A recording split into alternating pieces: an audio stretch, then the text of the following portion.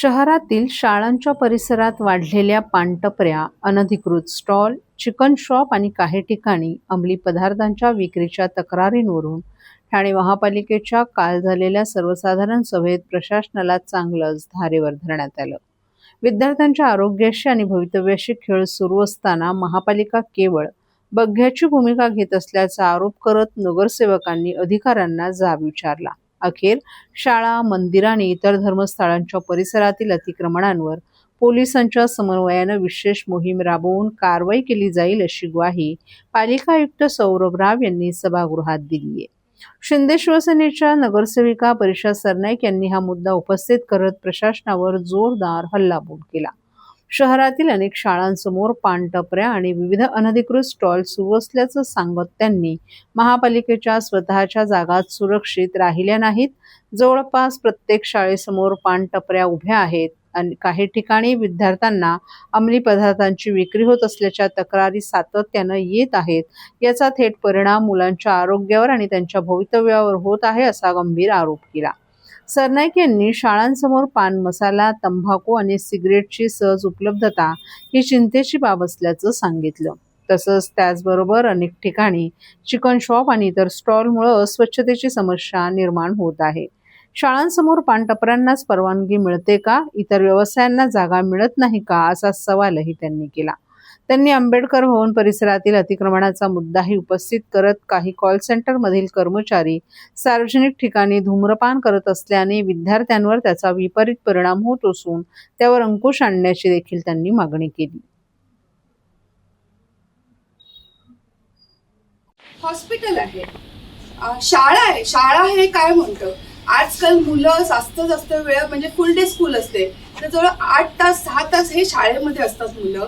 आणि शाळेतून जेव्हा बाहेर पडतात तर ती मुलं काय बघतात की समोर तो एक तरुणजी नातवंडांना मी घेऊन जाते, तर वसंत लॉनच्या बाहेर तुम्ही बघा होरायझन स्कूल आहे आणि एक नियम आहे 500 मीटर म्हणजे काय लोक हे टपऱ्या लोक आणि ह्यात काही ज्या अधिकृत आहेत ना हे महापालिकेचे आहेत. तुम्ही महापालिकेच्या अपंग स्टॉल म्हणून देतात, त्याच्यात पान आणि गुटखा कसं विकायला देऊ शकतो आपण? तुम्ही आज हॉस्पिटल म्हटलं तर हॉस्पिटलच्या अवतीभोवती तर फळांचं तुम्ही बघा रस्त्यावरती 11 नंतर ही मुलं आणि 11 नंतर ते इतके स्टॉल चालू होतात. पण माझी त्या अनधिकृत स्टॉलबद्दल मला जास्त बोलायचं, मी दरवेळी बोलते, नुसतं बडबड करते, काही नाही. पण आता मी एक मोहीम घेतलेली आहे की जे आता तुम्हाला मग त्या शाळेचं पण 2-2 लिटर जर महापालिकेमध्ये येत आहे तर आपण एवढं नाही करू शकत. प्रत्येक तुम्ही शाळेचा आज सरस्वती स्कूलच्या बाहेर बघा,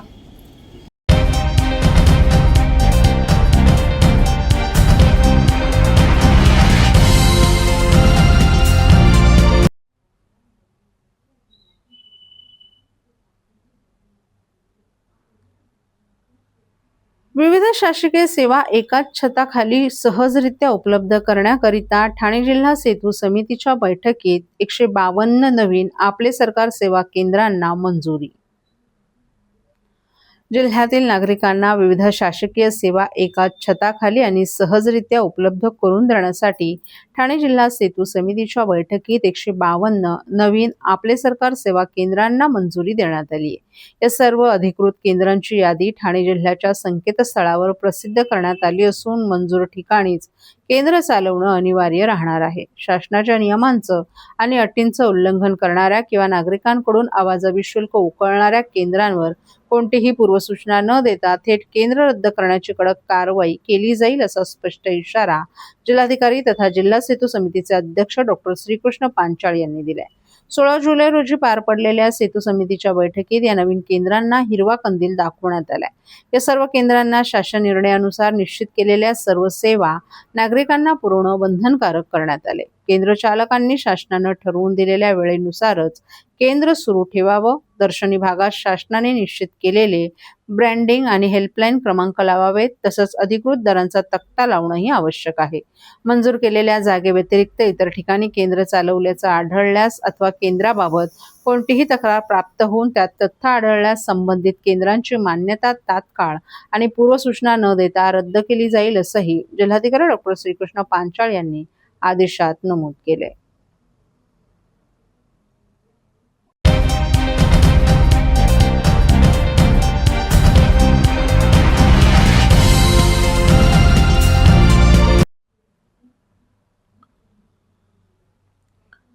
ठाण्यातील अनेक वर्ष रखडलेल्या SRA योजनेत बोगस रहिवाशांची नावं घुसवल्याचा आरोप होत असून त्याची चौकशी करण्याची मागणी आमदार संजय केळकर यांनी केली आहे. तसंच अनेक वर्ष भाडं थकलेल्या मूळ रहिवाशांना न्याय देण्यासाठी पुढील आठवड्यात अधिकाऱ्यांसोबत बैठक घेण्यात येणार असल्याची माहितीही केळकर यांनी दिली आहे. भाजपच्या खोपट येथील कार्यालयात आयोजित जनसेवकाचा जनसंवाद या कार्यक्रमात संबंधित रहिवाशांनी आमदार संजय केळकर यांची भेट घेऊन निवेदन दिलं. या निवेदनानुसार या भागात SRA प्रकल्प सुरू असून रहिवासी इतरत्र भाड्याने राहत आहेत. मात्र विकासकांना रहिवाशांना 2-3 वर्ष भाडंच दिलं नसून बांधकामही सुरू झालं नाही. विशेष म्हणजे या योजनेत सुमारे 400 ते 500 रहिवाशांची बोगस नावं घुसवण्यात आल्याचा आरोप मूळ रहिवाशांनी केलाय. याबाबत बोलताना केळकर यांनी फसवणूक होत असलेल्या रहिवाशांना दिलासा देण्यासाठी पुढील आठवड्यात SRA अधिकाऱ्यांसोबत एक बैठक घेणार असून बोगस रहिवाशांप्रकरणी देखील चौकशी करण्याची मागणी करणार असल्याचं सांगितलं. एका विकासकाच्या विरोधात 4 तक्रारी प्राप्त झाल्या असून त्याचं वेळीच योग्य पावलं उचलली नाहीत तर रहिवाशांना सोबत घेऊन आर्थिक गुन्हे शाखेत गुन्हे दाखल करू असा इशाराच केळकर यांनी दिलाय. नागरिकांची फसवणूक करणाऱ्या विकासकांवर MPID अंतर्गत कारवाई करण्यासाठी अधिवेशनात मागणी केली असून नुकताच वर्तकनगर येथील म्हाडा रहिवाशांची फसवणूक करणाऱ्या विकासकाला अटक करण्यात आली आहे. त्यामुळे विकासकांनी रहिवाशांना वेळीच दिलासा द्यावा. तसंच SRA अधिकाऱ्यांनी देखील विकासकाशी हातमिळवणी न करता रहिवाशांसाठी काम करावं असा टोलाही केळकर यांनी लगावलाय.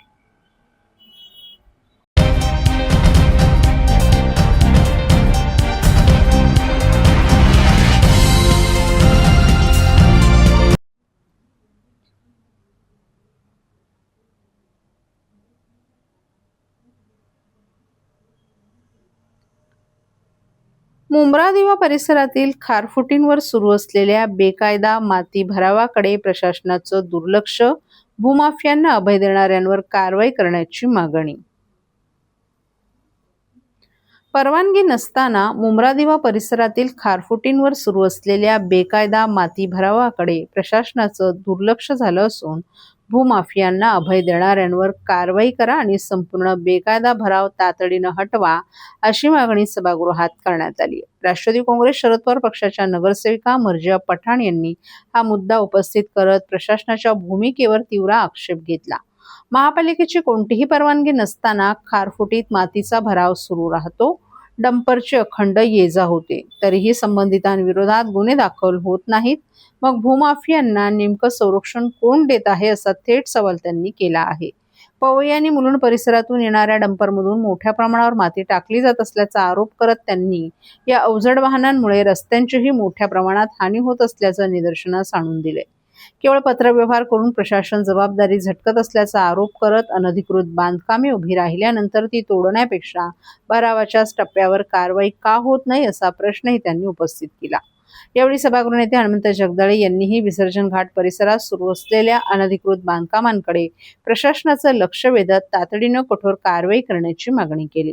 प्रशासनाकडून उत्तर देताना प्रभारी मुख्य पर्यावरण अधिकारी विद्या चव्हाण यांनी संबंधित जागा खासगी मालकीची असून महसूल आणि वन विभागाने या प्रकरणी गुन्हा दाखल केल्याची माहिती दिली आहे. तर उपायुक्त मनीष जोशी यांनी डंपरमुळे रस्त्यांचं होणारं नुकसान, चिखल आणि घनकचरा नियमांचं उल्लंघन करणाऱ्यांवर दंडात्मक कारवाई केली जाईल. तसंच स्वच्छता निरीक्षकांमार्फत परिसरावर नियमित देखरेख ठेवण्याचं आश्वासन दिलंय.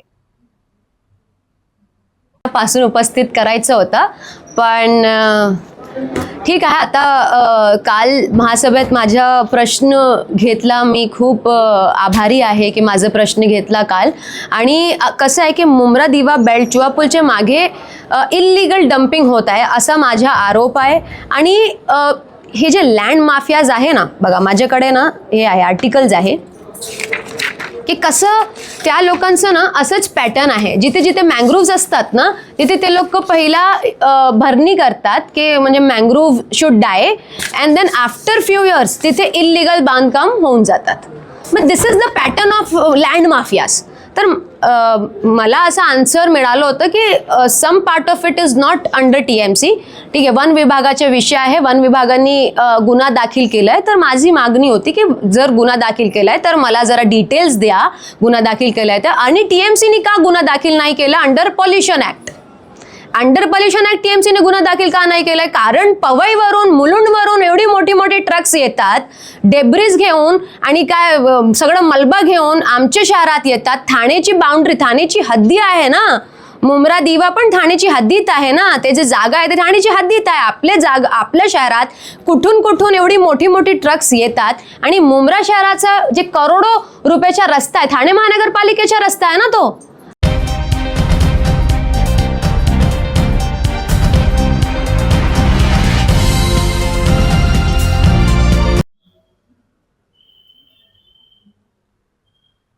मिंडा कंपनीतील कर्मचाऱ्याच्या हत्येचा उलगडा, 2 कनिष्ठ कर्मचाऱ्यांना अटक.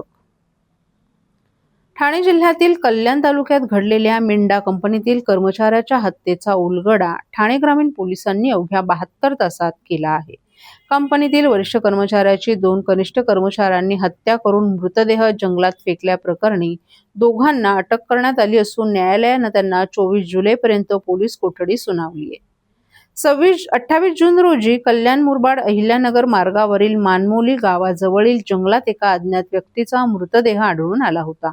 या प्रकरणी कल्याण तालुका पोलीस ठाण्यात खून आणि पुरावे नष्ट करण्याचा गुन्हा दाखल करण्यात आला होता. घटनेचं गांभीर्य लक्षात घेऊन ठाणे ग्रामीणचे पोलीस अधीक्षक डॉक्टर विनयकुमार राठोड, अप्पर पोलीस अधीक्षक अनमोल मित्तल यांच्या मार्गदर्शनाखाली स्थानिक गुन्हे शाखा आणि कल्याण तालुका पोलिसांची 6 विशेष पथकं तपासासाठी नियुक्त करण्यात आली. तपासादरम्यान मृताची ओळख किशोरचंद्र कार्तिक साहू, वय वर्ष 42 अशी पटली.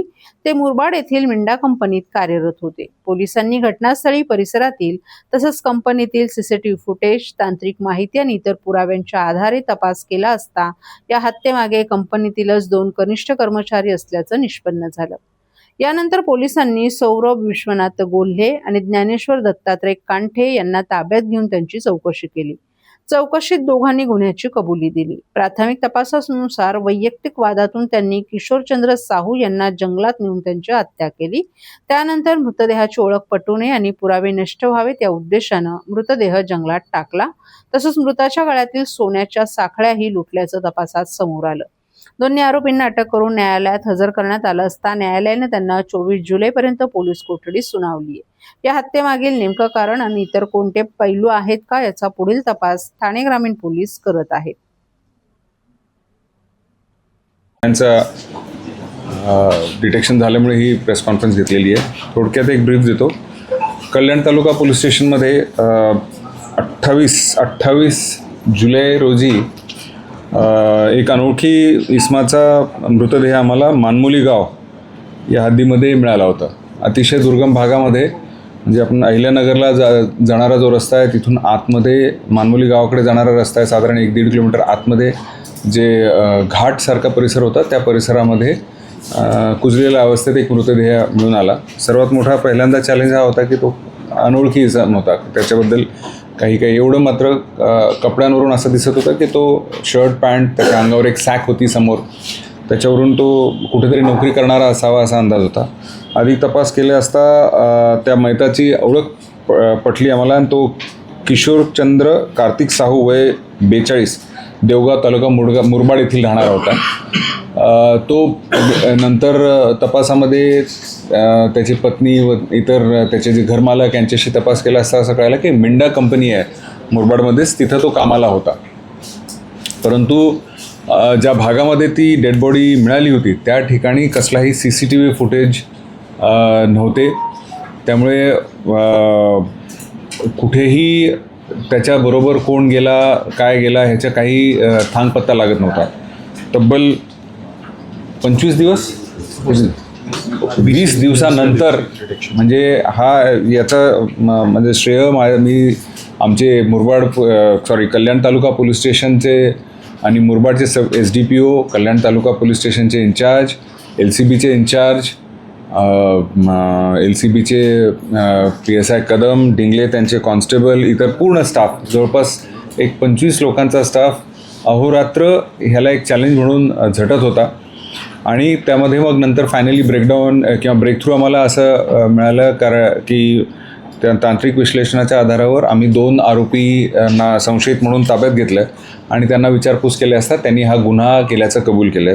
ते दोन्ही आरोपी आहेत सौरभ विश्वनाथ गोल्हे 24 वर्ष वय रायता कल्याणचे आणि ज्ञानेश्वर कंठे 28 वर्ष किनवली माजलगाव तालुका मुरबाड इथले.